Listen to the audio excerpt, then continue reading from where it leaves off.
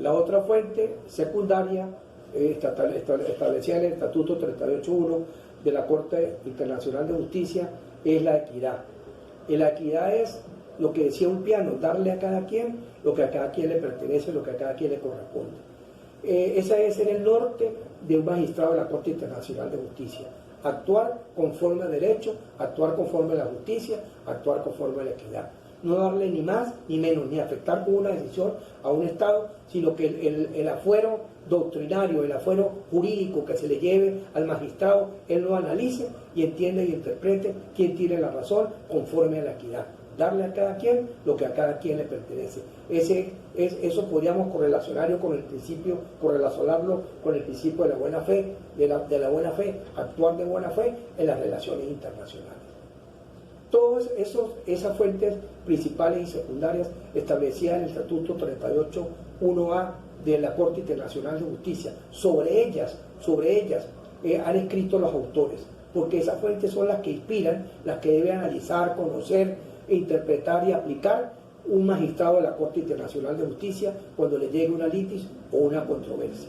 Ellos van a ser los magistrados los que van a decidir conforme a las fuentes del derecho quién tiene la razón o quién no tiene la razón, a quién se le aplica la razón conforme a derecho y qué manera aplicamos la equidad y la justicia para darle a cada quien lo que a cada quien le pertenece. Sobre esas fuentes, sobre esas determinadas ahí en el Estatuto 38.1a de la Corte Internacional de Justicia, hay dos posiciones. La primera es que uno dice que la intención del legislador fue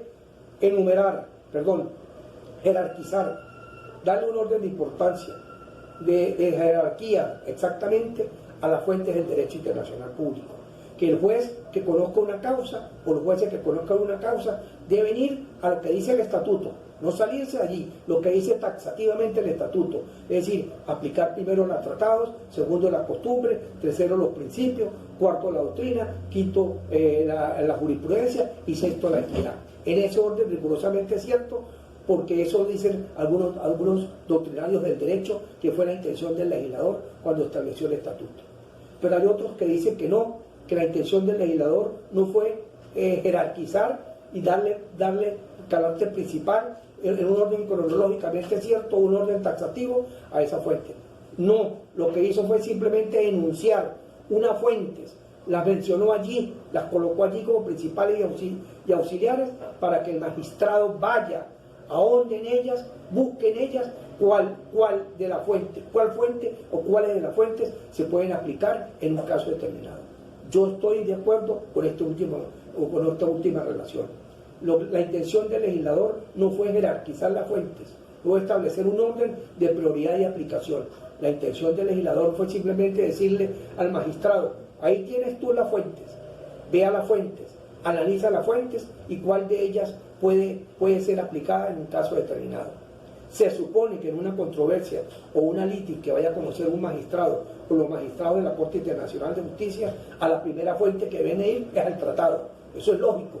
Pero si fuese rigurosamente cierto el orden, tendrían que ir después a la costumbre, después a los principios del derecho, a la doctrina, así sucesivamente. No, como no es jerárquico, ni se aplica en un orden rigurosamente cierto, taxativo, el magistrado puede saltar del tratado, por ejemplo, a la costumbre. ¿Qué dice el tratado? Por ejemplo, a la jurisprudencia, y así sucesivamente. ¿Para qué? Para tener una visión global holística del tratado internacional y aplicar conforme al derecho la justicia internacional. Yo repito, yo estoy de acuerdo y muchos doctores del derecho están de acuerdo que esta es la base fundamental del derecho internacional público. No hay jerarquización en la aplicación de las fuentes del derecho. La intención del legislador fue simplemente enunciar unas fuentes para que el magistrado se ilumine, se ilustre con su capacidad, con su manera de ser, y de esta forma ajustarse a derecho en razón a las bases jurídicas que las partes han llevado a la litis y a la controversia a analizar por parte de los magistrados. Estas son las fuentes establecidas en el Estatuto 38.1a, repito por cuarta vez. Pero hay dos fuentes que no aparecen en el Estatuto, que ustedes las pueden buscar en internet, o se las voy a dar yo, que son los actos unilaterales de los Estados y las decisiones de las organizaciones internacionales. Ustedes verán dónde la ubican, si son fuentes principales, si son fuentes secundarias, dónde están ubicadas esas fuentes. Por ejemplo, los actos unilaterales de los estados. Es la misma palabra, es aquel acto que nace de la voluntad de la soberanía, de la autonomía de los estados en las relaciones internacionales y que recaen sobre la voluntad de otro estado. Por ejemplo, un acto unilateral de un estado es la reserva en los tratados. Cuando un estado reserva los artículos, como ya lo vimos, hace reserva en un tratado, no pide el oxígeno de un tercer estado, sino simplemente conforme a su voluntad y su capacidad de obligarse, lo hace. Por ejemplo, también un acto unilateral de un estado es la ruptura de relaciones diplomáticas, la ruptura de relaciones consulares, puede ser un acto voluntario. La firma de un tratado, de un acuerdo, de un pacto, nace de la soberanía, nace de la voluntad, nace de la intención de mantener las relaciones internacionales conforme a derecho. Eso es otra fuente del derecho internacional público. Actos unilaterales, dije unilaterales, porque nace de mi voluntad, y esa voluntad unilateral, discrecional, conforme al derecho, para yo quedar obligado de obtener derechos en el campo internacional. Y por último están las decisiones de las organizaciones internacionales. Esas son aquellas que emanan, y esas son formas de expresión de la comunidad internacional que tienen competencia para imponer normas de suprasubordinación que obliguen a las partes a su cumplimiento. Por ejemplo, las normas, las resoluciones que emanan del Consejo de Seguridad de las Naciones Unidas son formas de aplicación obligatoria, son formas coercitivas, son decisiones coercitivas que emanan de un órgano competente que tiene competencia como el Consejo de Seguridad de las Naciones Unidas para preservar la paz, la seguridad internacional, y no pueden ser relajadas por la voluntad de las partes. Cuando veamos la ONU, vamos a hacerle críticas a esas resoluciones por el derecho al veto, por ejemplo, que tienen los países que forman parte del Consejo de Seguridad de las Naciones Unidas. Ya analizaremos eso. Pero en principio, esas decisiones que emanan de un órgano competente son normas de suprasubordinación, van dirigidas a un Estado, a un sujeto internacional para su cumplimiento. Y por último están las recomendaciones.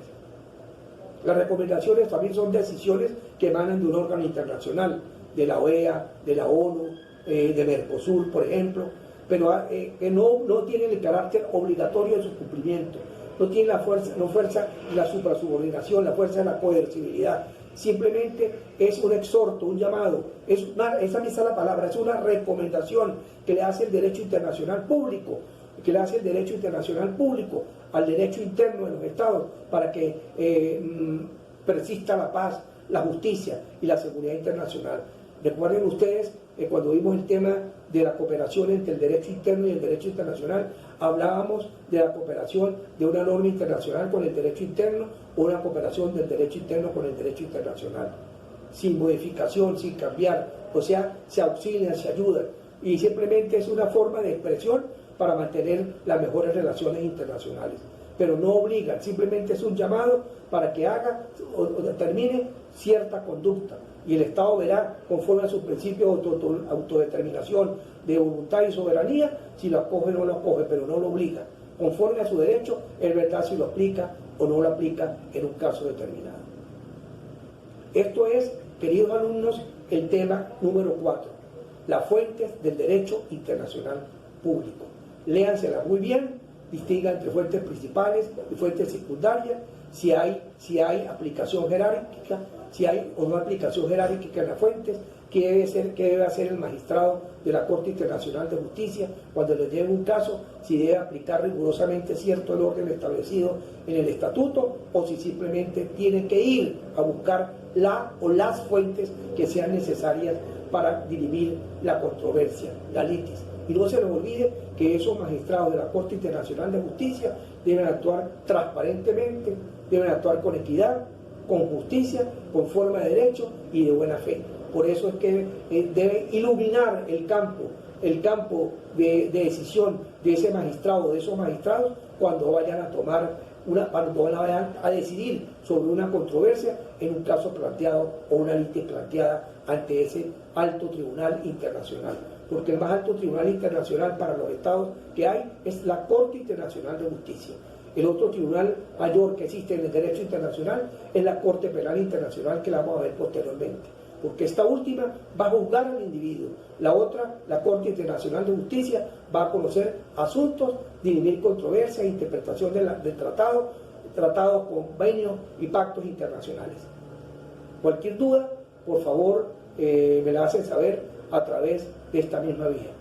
La próxima clase que veremos el tema número 5, que vayan leyéndolo ustedes, que es la subjetividad internacional. Vamos a ver el Estado, vamos a ver el Estado del Vaticano, los beligerantes, los insurrectos, cómo adquieren capacidad de goce y de ejercicio, y cómo el individuo también es sujeto de derecho internacional público y no es objeto del derecho internacional público.